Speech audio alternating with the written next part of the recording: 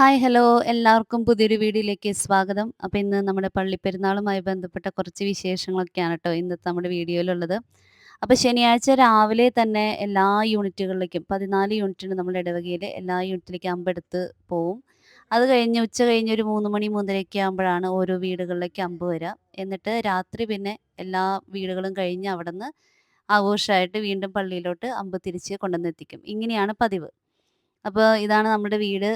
നമ്മളുടെ തോട്ടത്തിൽ അത്യാവശ്യം പൂക്കളും എല്ലാം വിരിഞ്ഞിട്ടുണ്ട് ട്ടോ. അപ്പോൾ അമ്പിൻ്റെ ഒരു സൗണ്ട് കേട്ടപ്പോൾ ഞാനും പിള്ളേരൊക്കെ കൂടെ മുറ്റത്തോട്ട് ഇറങ്ങി നിൽക്കാണ്. അമ്പ് വരുന്നതും പ്രതീക്ഷിച്ച് നിൽക്കാണ്. പിന്നെ നമ്മുടെ വീടിൻ്റെ അടുത്ത് ഉള്ള കെട്ടിച്ചു പോയ മക്കളും വിദേശത്ത് പോയവരും ഒക്കെ വന്നിട്ടുണ്ടാവുമല്ലോ. അപ്പോൾ അങ്ങനെ മുറ്റത്ത് വർത്താനമൊക്കെ പറഞ്ഞ് നിന്നു. പെരുന്നാളിന് അങ്ങനെ എല്ലാവരെയും കാണുമ്പോൾ അത് വലിയൊരു സന്തോഷമാണ് ട്ടോ. അപ്പോൾ നമ്മുടെ വഴിക്കുള്ള അമ്പ് എത്തിക്കഴിഞ്ഞു. അപ്പോൾ നമ്മളുടെ വഴിയിലുള്ള 2, 3 വീടുകൾ കഴിയുമ്പോഴാണ് നമ്മുടെ വീട്ടിലേക്കും അമ്പ് വരുന്നത്. സ്വതവേ സാധാരണ പണ്ടൊക്കെ ഞായറാഴ്ച ദിവസം രാത്രിയായിരുന്നു അമ്പൊക്കെ ഉണ്ടായിരുന്നത്. ഇപ്പോൾ നമുക്ക് 14 യൂണിറ്റിൻ്റെ അമ്പും ശനിയാഴ്ച രാത്രി 12 മണിക്ക് മുന്നേ കയറണം എന്നുള്ളതാണ്. അപ്പോൾ അതുകൊണ്ടാണ് ഈ സമയത്ത് അമ്പ് വരുന്നത്. അപ്പോൾ ഇതാണ് നമ്മുടെ വീട്ടിലെ രൂപക്കോട്. അപ്പോൾ അമ്പൊക്കെ വരാനായിട്ട് പപ്പയും മോനും എല്ലാവരും കൂടി നോക്കി നിൽക്കാണ് ട്ടോ.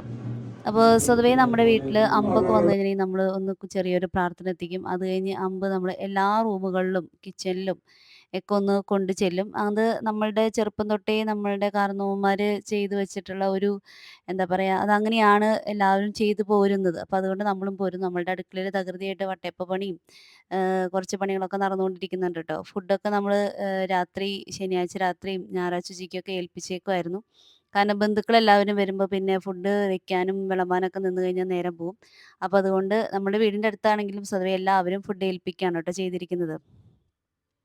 അപ്പോൾ നമ്മുടെ വീട്ടിൽ അമ്പ് കൊണ്ടുവന്ന് വെച്ച് പ്രാർത്ഥിച്ച് നമ്മുടെ വീട്ടിൽ ബാൻഡ് സെറ്റിൻ്റെ ഒരു പാട്ടൊക്കെ പാടി കഴിയുമ്പോൾ ആരെങ്കിലും നമ്മുടെ വീട്ടിലെ കുട്ടികളോ മുതിർന്നവരോ ആരെങ്കിലും ഈ അമ്പെടുത്ത് അടുത്ത വീട്ടിൽ കൊണ്ടുവന്ന് വെക്കും. അവിടെ പ്രാർത്ഥിച്ച് കഴിയുമ്പോൾ നമ്മൾ തിരിച്ചു പോരും. പിന്നെ ആ അമ്പ് അങ്ങനെ ഓരോ വീടുകളിൽ നിന്ന് ഓരോ വീടുകളിലോട്ട് ഇങ്ങനെ പോയിക്കൊണ്ടിരിക്കും. അതാണ്. അപ്പോൾ നമ്മുടെ വീട്ടിൽ നിന്ന് അമ്പെടുത്തത് മേരിമോളാണ്. ജോസഫ് കുട പിടിച്ച് കൊടുത്തിട്ടുണ്ട്. മമ്മി അവരുടെ കൂടെ പോകുന്നുണ്ട്. അപ്പോൾ അവരങ്ങനെ അടുത്ത വീട്ടിലേക്ക് അമ്പുമായിട്ട് പോകുന്ന കാഴ്ചയാണ് കേട്ടോ അത്. അപ്പോൾ നമ്മളുടെ വീടെന്ന് പറയുന്നത് പള്ളിയുടെ തൊട്ട് മുന്നിൽ തന്നെയാണ്. അതുകൊണ്ട് തന്നെ പള്ളിയിലൊരു കുർബാന നടന്നാലോ എന്തുണ്ടെങ്കിലും പള്ളിയിൽ നടക്കുന്ന അതേ എഫക്റ്റിൽ തന്നെ നമുക്ക് വീട്ടിലോട്ട് കേൾക്കാന്നുള്ളത് ഒരു വലിയൊരു ഭാഗ്യം തന്നെയാണത്. അപ്പോൾ ഇതാണ് നമ്മളുടെ പള്ളി. പെരുന്നാൾ നടക്കുന്ന പള്ളി ഇതാണ്. പുറത്ത് പൊൻകുരിശുകളും വെള്ളിക്കുരിശുകളും എല്ലാം നല്ല അണിനിരയായിട്ട് വെച്ചിട്ടുണ്ട്. അപ്പോൾ ഞാൻ അമ്പ് നമ്മുടെ വീട്ടിൽ നിന്ന് ഇറങ്ങി കഴിഞ്ഞപ്പോൾ പതിയെ ഞാൻ റോട്ടിലോട്ട് ഇറങ്ങിയതാണ്. എന്താണ് റോട്ടിലെ ആഘോഷങ്ങൾ എല്ലായിടത്തും എല്ലാതും സജീവമായോ എന്നൊക്കെ ഒന്ന് നോക്കാനായിട്ട് ഇറങ്ങിയതാണ് ട്ടോ. അപ്പോൾ ബലൂൺകാരും വളക്കാരും പിന്നെന്താ പൊരിക്കാരും എല്ലാവരും വന്നിട്ടുണ്ട്. അപ്പോൾ അവരൊക്കെ വരുമ്പോഴാണ് നമ്മുടെ പെരുന്നാളിൻ്റെ കാര്യം പറഞ്ഞാൽ ഒരു പൂർണ്ണത ഉണ്ടാവുന്നത്. പിന്നെ നമ്മുടെ പള്ളിയിൽ അവിടെ ഇവിടെയായിട്ട് ഇതുപോലെ ഡെക്കറേഷൻ കാര്യങ്ങളൊക്കെ ചെയ്തിട്ടുണ്ട്. എല്ലാം വളരെ മനോഹരമായി ഭംഗിയായിട്ട് പോയിക്കൊണ്ടിരിക്കുന്നു. ഇതാണ് നമ്മളുടെ അമ്പ് പ്രത്യേകം എടുത്തു വെക്കാനുള്ള 3 രൂപക്കൂടുകളും അവിടെ പോയിട്ട് നമുക്കവിടെ ഹിന്ദുക്കളും നാനാ മതസ്ഥരായിട്ടുള്ള ആളുകളൊക്കെ വന്ന് അമ്പെടുത്ത് വെച്ച് പ്രാർത്ഥിക്കും ട്ടോ. അപ്പോൾ ദേ ജോസഫും മേരിയും ആ വീട്ടിലാണ് അമ്പ് കൊണ്ടുവന്ന് വെച്ചത്. അവരത് കഴിഞ്ഞ് എന്നെ അവിടെ കണ്ടപ്പോൾ ഇങ്ങടേക്ക് ക്രോസ് ചെയ്ത് വരാൻ നിൽക്കാണ്. അപ്പോൾ മോൻ ഈ ഒരു സമയത്തിനിടയ്ക്ക് തന്നെ എന്തൊക്കെയാണ് അവിടെ വന്നിരിക്കുന്ന ബലൂൺകാരുടെ കയ്യിൽ എന്തൊക്കെയാണുള്ളത്, എന്തൊക്കെയാണ് മേടിക്കാനുള്ളത് എന്ന പ്ലാനിംഗ് ഒക്കെ തന്നെ അവൻ ചെയ്ത് വെച്ചിട്ടുണ്ട് ട്ടോ. അവൻ എൻ്റെ അടുത്ത് വന്ന് പറയുന്നുണ്ട്, "ഇത് വന്നിട്ടുണ്ട്, അത് വന്നിട്ടുണ്ട്." അത് നമ്മളായാലും നമ്മൾ ചെറുപ്പ കാലഘട്ടത്തിൽ അങ്ങനെയൊക്കെ അല്ലായിരുന്നോ? ഓരോ പെരുന്നാൾക്കും ഞാൻ മേടിച്ച കളിപ്പാട്ടങ്ങൾ എന്തായിരുന്നു എന്നുള്ളത് എനിക്കിപ്പോഴും ഓർമ്മയിലുണ്ട് ട്ടോ. അപ്പോൾ ഇതാണ് നമ്മളുടെ പള്ളിയുടെ സെമിത്തേരി എന്ന് പറയുന്നത്. നമ്മളുടെ പൂർവികര് നമ്മൾ ചെറുപ്പ കാലഘട്ടത്തിൽ കണ്ട് മറന്നുപോയ നമ്മളുടെ കുറേ അമ്മൂമ്മമാരും അപ്പാപ്പന്മാരും ഏതായാലും എല്ലാ ദിവസവും പള്ളിയിൽ വരുന്നവർ സ്ഥിരമായിട്ടുള്ള കുറച്ച് ആളുകളുണ്ടായിരിക്കും. അപ്പോൾ അവരും നമ്മളുടേതായ റിലേറ്റീവ്സ് അപ്പാപ്പന്മാരും അമ്മാവന്മാരും കാരണവന്മാരൊക്കെ ഉറങ്ങുന്ന സ്ഥലമാണ് ട്ടോ. അപ്പോൾ നമ്മളീ പള്ളിയുടെ പുറകുവശത്തായിട്ട് വലിയൊരു കുളം ഉണ്ടായിരുന്നു. അപ്പോൾ നമ്മളുടെ ഈ ഇടവകയിലുള്ളവർക്കൊക്കെ ഇത് കാണുമ്പോൾ മനസ്സിലാവുന്നുണ്ടാവും. അപ്പൊ ആ കുളമൊക്കെ മൂടി ഇതുപോലെ ഒരു എന്താ പറയാ, അതിന്റെ മേലെ ഒരു വഞ്ചിയാക്കി പണിത് വെച്ചേക്കാണ് ട്ടോ. അപ്പൊ നമ്മുടെ പള്ളിയുടെ പിന്നീന്ന് കാണുന്ന വളരെ മനോഹരമായിട്ടുള്ളൊരു കാഴ്ചയാണിത്. അത് നാട്ടിലുള്ളവർക്ക് ഇത് എത്രമാത്രം അതിന്റെ മനോഹാരിത ആസ്വദിക്കാൻ പറ്റുന്നുണ്ടെന്ന് എനിക്കറിയില്ല. പക്ഷെ ഒരു പ്രാവശ്യമെങ്കിലും വിദേശത്ത് പോയി ഒരു 2, 3 വർഷം ജീവിച്ചിട്ടുള്ളവർക്ക് ഈ ഒരു കാഴ്ച കാണുമ്പോൾ അതിന്റെ മനോഹാരിത മനസ്സിലാവുന്നുണ്ടാവും. ഇപ്പൊ ഒരുപാട് മാറ്റങ്ങൾ വന്നു, വീടുകൾ വന്നു. പണ്ടൊക്കെ ഇതിനും നല്ല ഭംഗിയായിരുന്നു. പിന്നെ നമ്മുടെ പള്ളിയുടെ തൊട്ട് പിന്നിലായിട്ട് ഒരു കിണറുണ്ടായിരുന്നു. ആ കിണറിന് ഇങ്ങനെ ഉരുളിയൊക്കെ ആക്കി റാന്തലൊക്കെ വെച്ച് ഒരു മരമൊക്കെ വെച്ച് ഇങ്ങനെ നല്ല ഭംഗിയാക്കിയിട്ടുണ്ട്. അപ്പോൾ അത്യാവശ്യം കല്യാണ പാർട്ടികൾക്കൊക്കെ ഒരു ഫോട്ടോ എടുക്കാനും അങ്ങനെയുള്ള കാര്യങ്ങൾക്കൊക്കെ ഭംഗിയായിട്ട് പറ്റും. പിന്നെ ഇതെല്ലാം പള്ളിയുടെ പിൻവശത്താണ്. അതുകൊണ്ട് തന്നെ ഇവിടെ വരുന്നവർക്ക് മാത്രമേ ഇത് കാണാൻ പറ്റുള്ളൂ. അതല്ലാതെ പള്ളിയുടെ മുന്നിലൂടെ കടന്നു പോകുന്ന ആളുകൾക്കൊന്നും ഇത് കാണാൻ പറ്റില്ല. അപ്പൊ അങ്ങനെ അമ്പുകള് എല്ലാം കഴിഞ്ഞ് നമ്മള് വീട്ടിലെത്തി. രാത്രിയായപ്പോ നമ്മളുടെ വിരുന്നുകാരെല്ലാവരും നമ്മുടെ വീട്ടില് വിചാരിച്ചിരുന്നവരെല്ലാവരും തന്നെ വന്നു. കുട്ടികളൊക്കെ വന്നപ്പോ നമ്മള് കമ്പിത്തിരിയും പൂത്തിരിയൊക്കെ കത്തിക്കാണ് ട്ടോ. പടക്കമൊന്നും മേടിച്ചിട്ടില്ല. കാരണം നമ്മുടെ വീടുകളെല്ലാം തൊട്ടടുത്തായതുകൊണ്ട് എല്ലാ വീടുകളിലും കുട്ടികളും എല്ലാവരും ഗേറ്റിന്റെ അവിടെയും വഴിയിലും ഒക്കെ ഉണ്ടാവും. അതുകൊണ്ട് തന്നെ ഇങ്ങനെയുള്ള കാര്യങ്ങൾ മാത്രമേ നമ്മൾ ഉപയോഗിച്ചിട്ടുള്ളൂ ട്ടോ. സ്വതവേ എനിക്ക് കമ്പിത്തിരിയും പൂത്തിരിയും അത് വലിയ കുഴപ്പമില്ല. പടക്കം എന്ന് പറയുന്നത് എനിക്ക് ഇത്തിരി പേടിയാണ്. പിന്നെ ഇപ്പൊ ഈ അലർജിയുടെ ഭാഗമായിട്ട് നമുക്ക് ഇതിന്റെ ഒന്നും പുക അടിക്കാനേ പറ്റില്ല. എന്തായാലും ആരും കൈയൊന്നും പൊള്ളിക്കാതെ അപകടങ്ങളൊന്നും ഇല്ലാതെ സേഫായിട്ട് എല്ലാവരുടെയും പടക്കം പൊട്ടിക്കലൊക്കെ കഴിഞ്ഞ് നമുക്കിനി ഫുഡൊക്കെ കഴിച്ചിട്ട് വേണം പള്ളിയിൽ ഈ എല്ലാ അമ്പുകളും ഞാൻ പറഞ്ഞല്ലോ 14 അമ്പ് കയറുന്നതിൻ്റെ ഒരു ബഹളം എന്ന് പറയുന്നത് കാര്യപ്പെട്ട ഒരു ബഹളം തന്നെയാണ്. അപ്പോൾ രാത്രി നമുക്ക് ബിരിയാണിയും ചിക്കനൊക്കെ ആയിരുന്നു ട്ടോ. എല്ലായിടത്തും കാറ്ററിംഗ് രാത്രി ശനിയാഴ്ച തലേദിവസം ബിരിയാണി ആയിരുന്നു എല്ലായിടത്തും. അപ്പോൾ ഞങ്ങൾ അതൊക്കെ കഴിച്ച് കഴിഞ്ഞ് ദേ അടുത്ത അമ്പുകൾ കയറുന്നതിനായിട്ട് നമുക്കിവിടെ വഴിയിൽ തന്നെ നിന്നാൽ മതി. നമുക്ക് ഒരുപാട് ദൂരേക്ക് പോകേണ്ട കാര്യമൊന്നുമില്ല.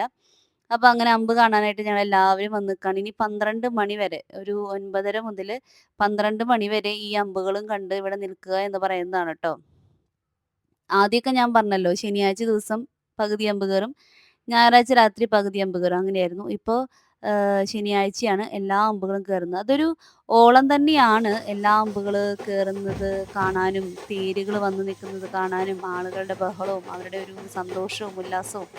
എനിക്ക് തോന്നുന്നു സ്വതവേ തൃശ്ശൂർ ജില്ലയിൽ ഉള്ളത് പോലെയുള്ള പെരുന്നാൾ ആഘോഷം മറ്റ് ജില്ലകളിലേക്ക് ഇല്ല എന്നാണ് എനിക്ക് തോന്നുന്നത്. കാരണം നമ്മള് പുറത്തൊക്കെ പോയി ഇങ്ങനെ ഓരോരുത്തരായിട്ട് സംസാരിക്കുമ്പോഴും പെരുന്നാളിനെ കുറിച്ച് പറയുമ്പോഴും അവർക്കൊന്നും അതത്ര വലിയ മിസ്സിങ്ങോ കാര്യങ്ങളൊന്നും അല്ല.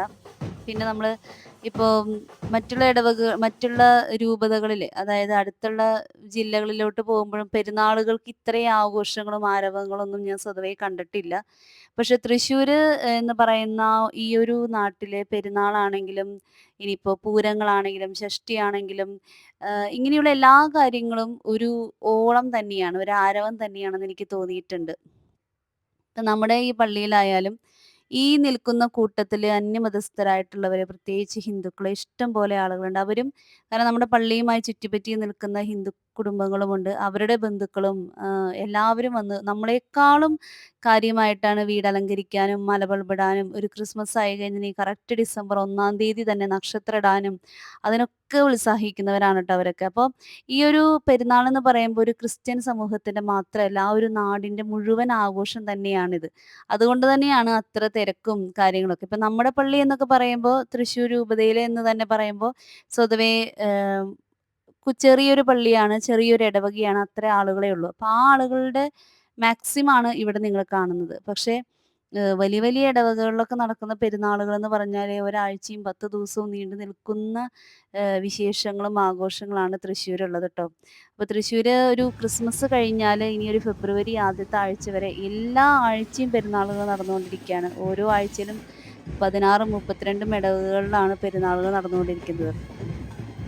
അപ്പോൾ നമുക്കാണെങ്കിലും ഇപ്പോൾ സത്യം പറയാന്ന് വെച്ചിട്ടുണ്ടെങ്കില് ചെറുപ്പത്തില് ഇത്രയൊന്നും നമ്മുടെ കണ്ണിന് കുളിർമയുള്ള കാഴ്ചകളും ഇത്രയും ലൈറ്റും വെട്ടങ്ങളും ഈ പറയുന്ന കാര്യങ്ങളൊന്നും ഉണ്ടായിരുന്നില്ലെങ്കിലും മനസ്സുകൊണ്ട് നമ്മൾ അന്ന് പെരുന്നാളൊക്കെ ഒരു ആഴ്ച അല്ലെങ്കിൽ കൊടി കയറുമ്പോൾ തൊട്ടുള്ള ഞങ്ങളുടെ ആഘോഷങ്ങളായിരുന്നു ട്ടോ. കാരണം നമുക്ക് അന്നൊക്കെ വളരെ കുറച്ച് കാര്യങ്ങളാണ് സന്തോഷിക്കാനുണ്ടായിരുന്നതുള്ളൂ. അപ്പോൾ പെരുന്നാളെന്ന് പറയുന്നത് അത്രയും നമ്മുടെ മനസ്സിൽ തങ്ങി നിൽക്കുന്നതും അല്ലെങ്കിൽ കാത്തിരുന്ന് പ്രതീക്ഷിച്ച് വരുന്നതായിരുന്നു.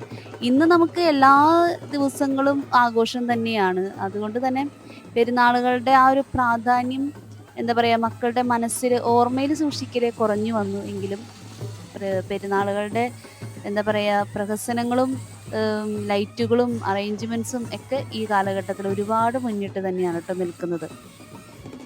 ഇങ്ങനെയുള്ള ആഘോഷങ്ങളിലൂടെയൊക്കെ കടന്നു പോകുമ്പോഴാണല്ലോ നമ്മുടെ ജീവിതത്തിലൊരു സമയം പോകുന്നത് അല്ലേ? നമ്മളുടെ വീട്ടിലെ പെരുന്നാള്, ബന്ധുക്കളുടെ വീട്ടിലെ പെരുന്നാള്. അപ്പോൾ ഓരോ ആഴ്ചകളും ഇങ്ങനെ ഫാസ്റ്റായിട്ട് പോയിക്കൊണ്ടിരിക്കുകയാണ്. ഇപ്പൊ തന്നെ ജനുവരി 2025 ന്യൂ ഇയർ നമ്മൾ ആഘോഷിച്ച് കഴിഞ്ഞു. അപ്പൊ തൊട്ട് പെരുന്നാള് എന്നുള്ള ഒരുക്കത്തിൽ ദേ ഇപ്പൊ ഒരു മാസം കഴിയാണ്. അടുത്ത മാസം വരാറായി. എന്തായാലും ഫെബ്രുവരി ഒരു ആദ്യത്തെ ആഴ്ചയോട് കൂടെ പെരുന്നാളുകളൊക്കെ തീരും. പിന്നെ ഇനി ബാക്കി കല്യാണങ്ങളോ വിശേഷങ്ങളോ ഒക്കെ ഉണ്ടെങ്കിൽ അത് കഴിഞ്ഞാൽ പിന്നെ നമ്മുടെ മക്കളുടെ ആനുവൽ എക്സാം, പിന്നെ ദേ വെക്കേഷൻ, അങ്ങനെ മാസങ്ങളൊക്കെ പിടിപിടീന്നാണ് പോയിക്കൊണ്ടിരിക്കുന്നത് ട്ടോ.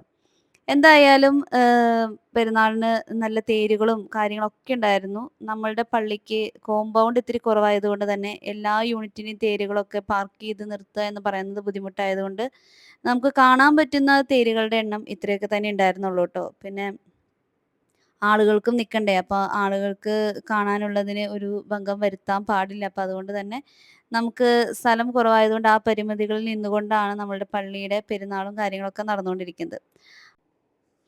ഞായറാഴ്ച ഉച്ചയ്ക്ക് അപ്പോൾ നല്ല സമൃദ്ധിയായി ഫുഡൊക്കെ കഴിച്ച് കഴിഞ്ഞ് ഞങ്ങൾ ഉച്ചതിരിഞ്ഞുള്ള കുർബാനയ്ക്കാണ് കേട്ടോ പോകുന്നത്. അപ്പോൾ നമ്മുടെ സാരി ക്രിസ്മസിന് ഫിനിഷ് ചെയ്യേണ്ടതായിരുന്നു, പറ്റിയില്ല. അപ്പോൾ പെരുന്നാളിനാണ് ഫിനിഷ് ചെയ്തത്. അപ്പോൾ ഞാൻ സാരി ഫുള്ളായിട്ട് ഇങ്ങനെ ഒരു ലേസ് വെച്ച് ബോർഡർ ഫിനിഷ് ചെയ്തിട്ടുണ്ട്. അത് കഴിഞ്ഞ് അതേ ബോർഡർ പ്രകാരം തന്നെ നമ്മൾ ഫ്രഞ്ച് നോട്ടിലും റോസാപ്പൂവിലും ചെയ്ത് തീർത്തിട്ടുള്ള പിന്നെ ചെറിയ ചെറിയ സ്മോൾ ഗോൾഡൻ കളർ ബീഡ്സും വെച്ചിട്ടുണ്ട് കേട്ടോ. അങ്ങനെയാണ് സാരി കംപ്ലീറ്റ് വർക്ക് ചെയ്തിരിക്കുന്നത്. ബോർഡേഴ്സ് മാത്രമേ ചെയ്തിട്ടുള്ളൂ. അങ്ങനെ. പിന്നെ സാരിയുടെ ബ്ലൗസിന്റെ കഴുത്ത് വീനക്കാണ് ചെയ്തിരിക്കുന്നത്. അതിലും ലേസ് പിടിപ്പിച്ചിട്ടുണ്ട്. സാരിയുടെ സ്ലീവില് നമ്മൾ ഇതുപോലെ തന്നെ ഫ്രഞ്ച് നോട്ട് റെഡും ഗ്രീനും കളറിൽ ചെയ്തിട്ടുണ്ട്. ലേസ് പിടിപ്പിച്ചിട്ടുണ്ട്. ചെറിയ ഗോൾഡൻ കളർ ബീഡ്സും പിടിപ്പിച്ചിട്ടുണ്ട്. അപ്പോൾ 4 മണിത്തെ കുർബാന വളരെ ചെറിയ കുർബാനയാണ്. അപ്പോൾ അത് കഴിഞ്ഞ് പ്രദക്ഷിണം ഉള്ളതുകൊണ്ടാണ് ഞങ്ങൾ ആ കുർബാന സെലക്ട് ചെയ്തത്. കാരണം 10 മണിയുടെ കുർബാനയ്ക്ക് പോയി പെരുന്നാൾ കുർബാന ഒരുപാട് സമയമെടുക്കും. പക്ഷെ സത്യം പറയാന്ന് പള്ളിയിൽ പോയിട്ട് ഉറക്കം വരുമായിരുന്നു കേട്ടോ. നല്ല ഫുഡൊക്കെ കഴിച്ച് കഴിഞ്ഞ് ഒന്നും ഉറങ്ങാൻ പറ്റിയിട്ടില്ല. അപ്പൊ അതിന്റെ ഉറക്കം വരലായിരുന്നു പകുതി പള്ളിയിൽ വെച്ചിട്ട്. അപ്പൊ ഇതാണ് നമ്മുടെ പള്ളിയുടെ ആൾക്കാർ. അപ്പൊ കുർബാനയൊക്കെ കഴിഞ്ഞപ്പോൾ പള്ളിയിലെ ആളുകളൊക്കെ ഒന്ന് നീങ്ങിയപ്പോൾ ഞാൻ വീഡിയോ പിടിച്ചതാണ്. അപ്പൊ നമ്മുടെ പ്രദക്ഷിണം പതുക്കെ ഇറങ്ങി തുടങ്ങി. അപ്പൊ ഇനി നമ്മൾ നമ്മളുടെ പള്ളിയുടെ ഒരു ഒരു അറ്റം മുതൽ അടുത്തൊരു അറ്റം വരെ അധികം ദൂരത്തേക്കില്ല പ്രദക്ഷിണം. പക്ഷെ ഒരുപാട് ആളുകൾ ഉള്ളത് കൊണ്ട് തന്നെ പിന്നെ പ്രദക്ഷിണം വളരെ പതുക്കെ ആയതുകൊണ്ട് തന്നെ നമ്മൾ ഒരു 5 മണിയൊക്കെ ആയപ്പോൾ 5:15 ആയപ്പോൾ പ്രദക്ഷിണം തുടങ്ങി. ഒരു 7 മണിക്കൊക്കെയാണ് അത് അവസാനിച്ചത്. അപ്പോൾ നമ്മളും പ്രദക്ഷിണത്തിന് പോയിട്ടുണ്ടായിരുന്നു. അപ്പോൾ ഇങ്ങനെയാണ് പ്രദക്ഷിണത്തിൻ്റെ കാഴ്ചകളൊക്കെ. അപ്പോൾ നമ്മൾ പുതിയ വീടുകൾ പണിത് കഴിഞ്ഞിട്ടുള്ള വീടുകളൊക്കെ ഒന്ന് കാണും. അവരുടെ വീട്ടിൽ വന്നിട്ടുള്ള ബന്ധുക്കളെ നമ്മളൊന്ന് കാണും. അതുപോലെ തന്നെ പുതുമോടിയായിട്ട് കല്യാണം കഴിഞ്ഞ് വന്നിട്ടുള്ളവരുണ്ടെങ്കിൽ അവരെ ഒന്ന് കാണും. നമുക്ക് ആരെങ്കിലും പരിചയമില്ലാത്തതുണ്ടെങ്കിൽ നമ്മൾ മമ്മിയോട് ചോദിക്കും, ഇതാരാന്ന് ചോദിക്കും. അപ്പോൾ അവർക്കറിയുന്നുണ്ടെങ്കിൽ പറഞ്ഞുതരും. ഇതൊക്കെയാണ് സ്വാഭാവികമായിട്ടും പെരുന്നാളിൻ്റെ പ്രദക്ഷിണത്തിന് പോയിക്കൊണ്ടിരിക്കുമ്പോൾ നടന്നുകൊണ്ടിരിക്കുന്ന കാര്യങ്ങൾ. അതല്ലാതെ ഇപ്പോൾ പ്രാർത്ഥനാപൂർവ്വം ഭക്തിപൂർവ്വം ഒന്നല്ല. നമുക്ക് ആഘോഷം എന്നുള്ളതാണ് നമ്മുടെ മനസ്സിൽ. പ്രാർത്ഥനാപൂർവ്വം നമ്മൾ പോകുന്ന പ്രദക്ഷിണം എന്ന് പറയുന്നതൊക്കെ നമ്മൾ പെസഹവ്യാഴത്തെയും ദുഃഖവെള്ളിയാഴ്ചയൊക്കെ നടക്കുന്ന പ്രദക്ഷിണങ്ങളാണ് കേട്ടോ. ഇതൊക്കെ നമ്മൾ ആഘോഷവും പിന്നെ എല്ലാവരെയും കാണാനും അതിനൊക്കെ വേണ്ടിയിട്ടാണ്. പിന്നെ പടക്കം പൊട്ടുന്നുണ്ട്, പല വീടുകളിലും പടക്കം പൊട്ടുന്നത് കാണാം, കേൾക്കാം, അങ്ങനെയൊക്കെ.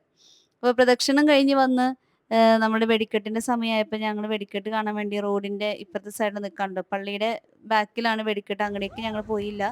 പടക്കം തുടങ്ങിയപ്പോൾ തന്നെ പടക്കത്തിന്റെ ആ ഒരു സ്മെല്ലും പൊടിയും പുകയൊക്കെ പരന്നപ്പോൾ തന്നെ ഞാൻ വേഗം വീട്ടിലേക്ക് പോന്നു കേട്ടോ. പിന്നെ മേരിമോളാണ് ബാക്കി വീഡിയോ ഒക്കെ പിടിച്ചത്. അപ്പോൾ വെടിക്കെട്ടും കാര്യങ്ങളൊക്കെ നല്ലതായിരുന്നു. എല്ലാം അങ്ങനെ കഴിഞ്ഞ് ഞായറാഴ്ച തിരുനാളിൻ്റെ അവസാന ഘട്ടത്തിലെത്താണ്. അപ്പോൾ ഞായറാഴ്ച നമ്മൾ രാത്രി ഫുഡൊക്കെ കഴിച്ച് കഴിഞ്ഞ് എല്ലാവരും നമ്മുടെ വീട്ടിൽ വന്ന ബന്ധുക്കളും എല്ലാവരും പിരിഞ്ഞു പോവാണ്. ഇനി അടുത്ത ആഘോഷം എന്താണ്, അല്ലെങ്കിൽ അടുത്ത കാര്യങ്ങൾ എന്താണെന്നുള്ള ആ ഒരു ചിന്തയോടും ആ ഒരു വർത്തമാനത്തിൽ എല്ലാവർക്കും പറയാനുള്ളത് ഇനി എന്നാണ് അടുത്തത് കാണുന്നത്. അപ്പോൾ അടുത്തൊരു ദിവസം നമ്മുടെ മനസ്സിൽ എന്തെങ്കിലും ഒരു പ്ലാനിങ് ഉണ്ടായിരിക്കും. അപ്പോൾ അന്ന് കാണാം എന്നുള്ള പ്രതീക്ഷയോട് കൂടിയാണ് എല്ലാവരും മടങ്ങുന്നത്.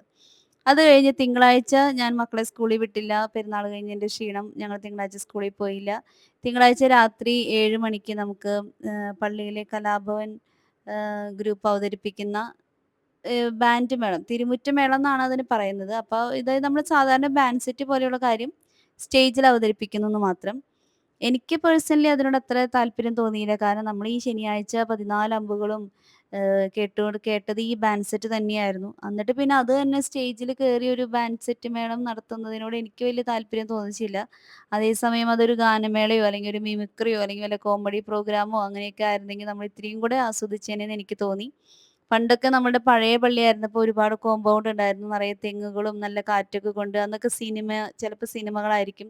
പിന്നെ കുറച്ചും കൂടെ കാലം പുരോഗമിച്ചപ്പോൾ ഗാനമേളകളായി. അപ്പോൾ വീട്ടിലുള്ള അച്ചപ്പവും കുഴലപ്പവും ഉണ്ണിപ്പവും വട്ടയപ്പമൊക്കെ കൊണ്ട് ഈ പരിപാടി കാണാൻ പോയിരുന്നതൊക്കെ ഞാൻ ആലോചിച്ചു. അങ്ങനെ ഒരുപാട് സിനിമകൾ പള്ളി കോമ്പൗണ്ടിൽ വന്നിട്ട് കണ്ടിട്ടുണ്ട് ട്ടോ.